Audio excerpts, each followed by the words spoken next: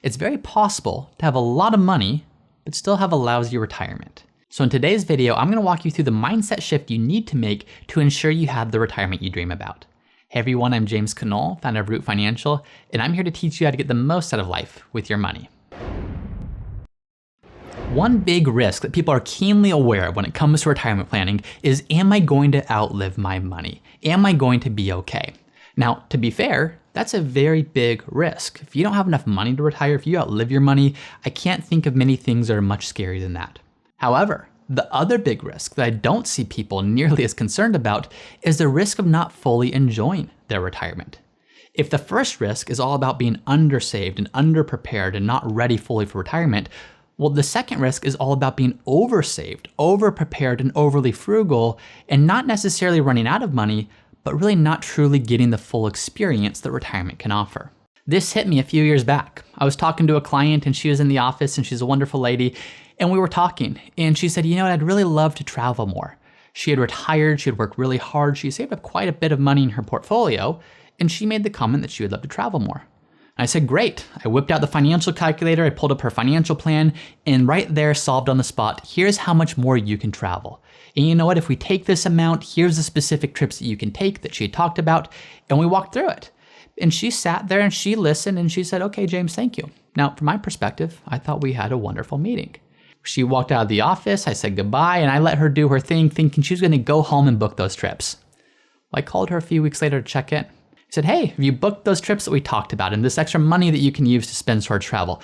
And she said, James, maybe next year. I think the timing's a little bit off. I think this is something we'll push off till maybe some other time down the road.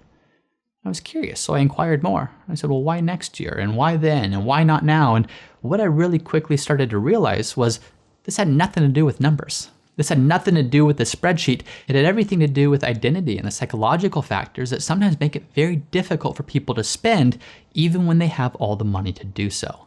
So in that moment, what I realized is if I truly want to help people get the most out of life with their money, I need to be really keenly aware of the psychological factors, the identity factors, all the other non-financial things that impact what we do with our money on a daily basis. So in today's video, we're going to talk about the most important mindset shift you need to make if you want to be able to truly enjoy all that you've worked for in retirement. So this isn't always the case, but what I often see is something like this.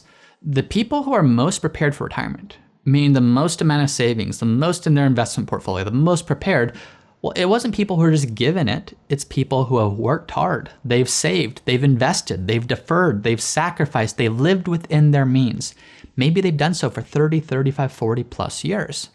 Well, what that means is they get to retirement with a very healthy portfolio balance, with a very well-prepared plan to financially be just fine the rest of their lives, maybe even 2 or 3 times over. What they're not ready for is the psychological side. What they're not ready for is you can't just go 30, 35, 40 years of saving, deferring, living frugally, and then all of a sudden turn on that switch and immediately go into a spending mindset. And the real challenge here is how do you go from the savings mindset, from this frugality mindset, into a spending mindset, into an abundance mindset, if you have the financial resources to justify it? Well, it's really about 2 things. Number 1 is habits, and number 2 is identity. I'll explain more. And this is a topic I love because it's a principle or it's a truth that doesn't exist just within retirement planning, it exists within life. And if you can grasp this principle, then it will help you across the board in your finances, in your health, in your relationships, with everything else that you might do. And it's a concept, it's a truth that James Clear really hits upon in his book called Atomic Habits. In that book, he says this. He says the key to building lasting habits is to focus on creating a new identity first. Your current behaviors are simply a reflection of your current identity. What you do now is a mirror image of the type of person you believe that you are, either consciously or subconsciously. To change your behavior for good, you need to start believing new things about yourself. You need to build identity-based habits. Now, this usually applies to people who want to lose weight or run a marathon or achieve some goal like that. But it also applies to our finances. We think that to spend more, all we need to do is set a goal. If I want to spend $10,000 more per year, Or we think to save more. We need to set a goal. If I want to save $200 per paycheck. It's a fair starting point, but it misses the best starting point. And to understand why, I'm going to go back to some of James Clear's writings right here. When he's talking about change and how do we actually impact change in our lives in an effective and lasting way, he says this. He says the first layer is changing your outcomes. This level is concerned with changing your results, losing weight, publishing a book, winning a championship. Most of the goals you set are associated with this level of change. So that's where we usually start. We start with, I want to write a book. I want to win a championship. I want to lose weight. Well, that's where we think we need to start. But let's go back to this. He says the second layer is changing your process. This level is concerned with changing your habits and systems, implementing a new routine at the gym, decluttering your desk for better workflow, developing a meditation practice. Most of the habits you build are associated with this level. So he's taking it a step deeper. He says, don't just change the outcome you want. How do we design better systems? The systems are the things that we're working in, whether we know it or not, on a daily basis. So what are the things that we can do to make it easy to be in that system to ultimately get that outcome that we're looking for? He then goes on to say, the third and the deepest layer is changing your identity. This level is concerned with changing your beliefs, your worldview, your self-image, your judgments about yourself and others. Most of the beliefs, assumptions, and biases you hold are associated with this level. Why is it that people run every day, keep running every day? Why is it that people who are successful at completing projects on time continue to complete projects on time? Well, a big part of it is there's just an identity that they built up, as I'm someone that runs every day. I'm someone that finishes projects on time. I'm someone that eats healthy. And it's that identity that then transforms into a process or a system, and that process or that system is ultimately what leads to the final outcome. He summarizes this by saying outcomes are about what you get, processes are about what you do, identity is about what you believe. Okay, so what does this have to do with finances? Well, when we're looking about finances and spending and going from a savings mindset to a spending mindset, it's easy just to say, oh, that's simple. That person has more than enough money to retire. Well, just tell them to spend more. Tell them to go out to eat more often. Well, that's starting with the outcome level. Yes, you can do that, and maybe you do that successfully for a week or two, but if you haven't changed your identity or your system, it's going to be short-lived. And again, to take a big step back here, what's the risk of not doing this? Well, the risk of not doing this is getting into your 80s and 90s even, and looking back and saying, oh my goodness, I have all the money in the world here, but what did I miss out on along the way? What experiences could I have had? What could I have done with family and with friends? What memories could I have made along the way? This money is not going with me. So how do I use this money most effectively during the most important years of my life? In doing so sometimes requires a major mindset shift. So how do we do that? Let's assume you're that person. You say, James, you're speaking to me. I've got all this money in my portfolio. I've saved, I've deferred. But if you looked at my lifestyle, you would never know it. If you look at my lifestyle, I'm very frugal. I live within my means. How do I let myself spend more without feeling guilty or without feeling like I'm violating any part of who I am as a person? Well, it starts with being intentional. Don't just go out and spend money for the sake of spending money. Don't just go blow money. That's a foolish way to do it. But get out a piece of paper. Write down what would you like your identity to be.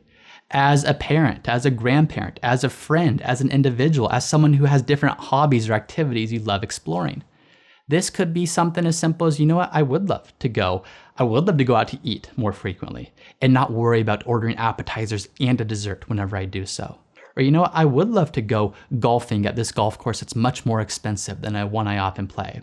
Or you know what, I would love to buy more clothes or do more with family. Whatever it is, start with that.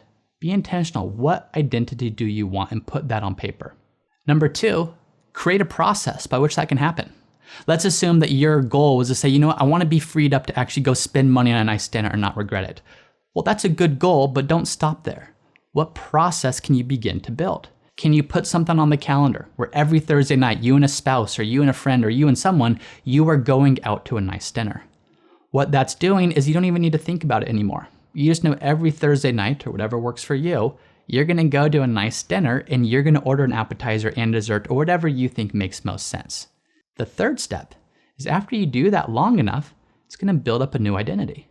Again, your current identity is simply a reflection of all the habits you've consciously or subconsciously maintained and developed over the course of your lifetime. So as you start doing this, I've seen this in my own life, it will change you and it will change your identity as someone who's very comfortable with doing that. So this can be super simple. Some of the best things in life, some of the most important things in life, well, doing them isn't complicated. It's pretty simple, but it can still be challenging. And that challenge is taking the time to be intentional about what you want to do, creating the process by which you're going to do it, and then over time seeing your identity change into someone who's much more comfortable with that. And then once that's happening, you can fully live your retirement. You can go out to eat where you want to eat. You can take the wonderful trips you want to take. You can support friends or charity or things that are important to you without feeling like there's this sense of, oh, I'm overspending, or oh, I'm doing something that goes against who my identity is. So if you want better results, if you want a fulfilling, enjoyable retirement that you dream about, don't think about setting goals. Think about what are the systems you can design to force yourself to do the things that you know will ultimately lead to more happiness and more contentment. If you focus on the systems, the identity change will happen and the goals themselves will be realized. Now, once you have this right mindset shift, well, the next thing is to understand how much can my portfolio actually sustain so I can make sure I'm making the most of it. If you're wondering that question, well, be sure to check out the video above where I go over just that. Once again, I'm James Knoll, founder of Root Financial, and if you're interested in seeing how we help our clients at Root Financial get the most out of life with their money, be sure to visit us at www.rootfinancialpartners.com.